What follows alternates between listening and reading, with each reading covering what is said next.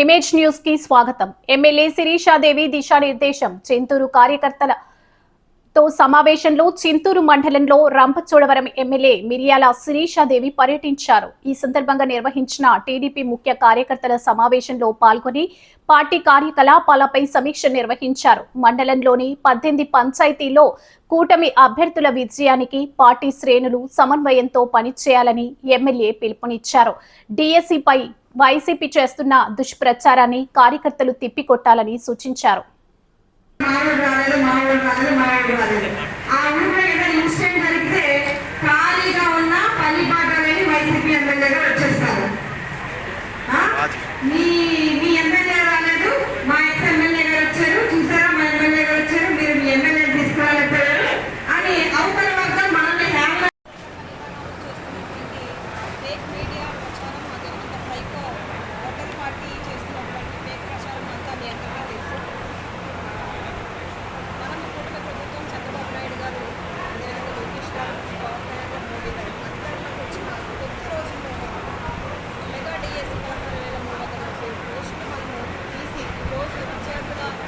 భవిష్యత్తులోనూ అదేవిధంగా కుటుంబాల జీవితంలోనూ మనం వెలుగు నింపేటువంటి ప్రభుత్వం ఈరోజు చూస్తే చక్కగా ఎక్కువ మంది పిల్లలు ఈరోజు రాష్ట్ర వ్యాప్తంగా మీరు చూస్తే మన రంపచోడవరం నుంచి 100 మంది మెగా డిఎస్సిలో సెలెక్ట్ అయ్యి ఈరోజు కుటుంబాలు హ్యాపీగా వాళ్ళ యొక్క కుటుంబాన్ని పోషించుకునే పరిస్థితులు చూస్తలేదు. వాళ్ళ కళ్ళల్లో ఆనందం, ఆ కుటుంబంలో ఉన్నటువంటి సంతోషం, దాంతోపాటు చదువుకున్న ప్రతి ఒక్కరికి కూడా ఇంకా చదవాలి, ఇంకా మనం మంచిగా చదువుకుంటే ఇంకా రాబోయే రోజు ఉద్యోగ అవకాశాలు పెరిగేటువంటి మంచి అవకాశం మన కుటుంబ ప్రభుత్వం కల్పిస్తుందని చెప్పి నమ్ముతున్నటువంటి పరిస్థితులు. ఈరోజు మీరు చూస్తే రాష్ట్ర వ్యాప్తంగా కూడా అనేక కంపెనీలు, ఫ్యాక్టరీస్, ఇండస్ట్రీని మన లోకేష్ గారు, పవన్ కళ్యాణ్ గారు, చంద్రబాబు నాయుడు గారు ఇతర దేశాల నుంచి పెట్టుబడులు తీసుకొచ్చి మన రాష్ట్రంలో అనేక మందికి ఉద్యోగ ఉపాధి అవకాశాలు మనం కల్పించుకుంటూ ముందుకు వెళ్తూ ఉంటే వైసీపీ గొడ్డలి పార్టీ ఫేక్ ప్రచారంతో ముందుకెళ్తా ఉంది. ఎక్కడో సెంటర్లో జరిగినటువంటి అవకతవకలు వల్ల అక్కడ మినిస్టరు ఆ యొక్క పదవికి రాజీనామా చేస్తే ఇక్కడ ఈ మెగా డిఎస్సిలో కూడా అవకతవకలు జరిగాయి. కాబట్టి ఇక్కడ కూడా ఉన్నటువంటి ఎడ్యుకేషన్ మినిస్టర్ గారు రాజీనామా చేయాలనేటువంటి ఒక నినాదంతో ముందుకెళ్తా ఉన్నారు. అది ఎంతవరకు సమంజసం అని నేను ఈ యొక్క గొడ్డల పార్టీని ప్రశ్నిస్తాను.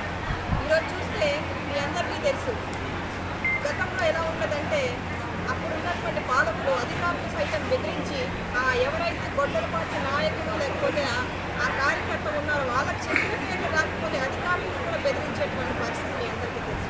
వాటిని కూడా బెదిరించి ఆ ఉద్యోగాలు వేయించుకున్నటువంటి పరిస్థితి స్వయంగా మనం అందరం చూసాం. ఆమె చేసినట్టుగానే కూడా ప్రభుత్వంలో అయినవి అనుకోవడం కూడా ఎంత భ్రమ ప్రజలందరూ ప్రభుత్వం వచ్చింది. ఈరోజు చూస్తే ప్రతిదీ కూడా ఆన్లైన్లో క్లియర్గా కనిపిస్తూ ఉంది.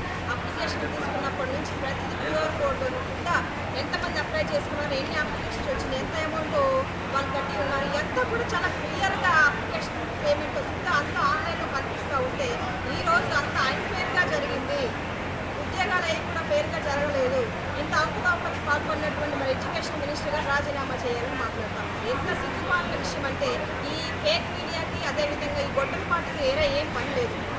ఏదో ఏమంటారంటే ఏనుకొచ్చిన సంస్కృతి ఎప్పుడు కుక్కలు మునగాయన్న ఒక సామెత చాలామంది పెద్ద చెప్తారు. ఆ విధంగా డిఎస్సి అయిపోయే సంవత్సరం అయితే ఇప్పుడు రోడ్డు మీదకి వచ్చి ప్రజల్ని ఇబ్బంది పెడతా ఉంది.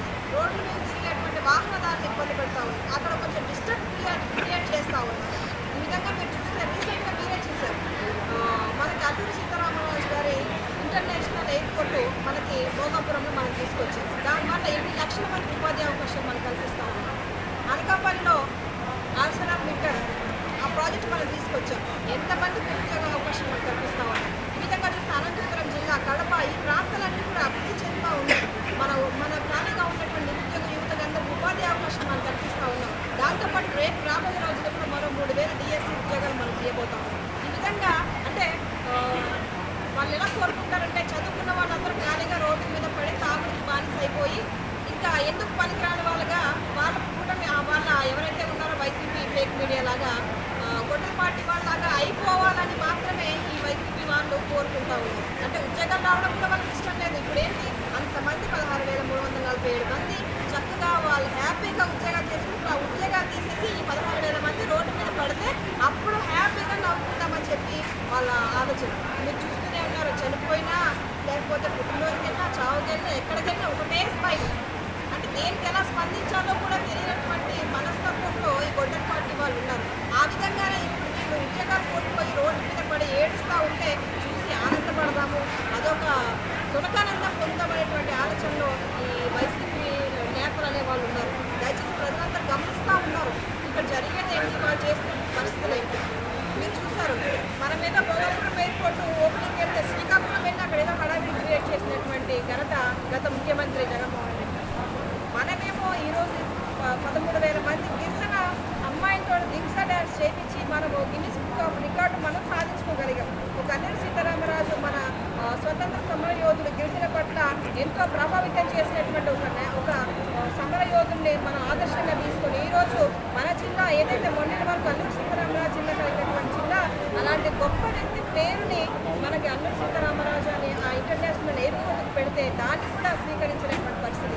దాంట్లో కూడా మళ్ళీ మొన్నటి వరకు దాన్ని పునరుద్ధరించడానికి దాని కట్టడానికి సపోర్ట్ చేయనటువంటి వ్యక్తి ఆ భోగపురం రావడానికి కారణం నేనే సగం పనులు పూర్తి చేశాము, ఆ ఘనత మాకే రావాలని.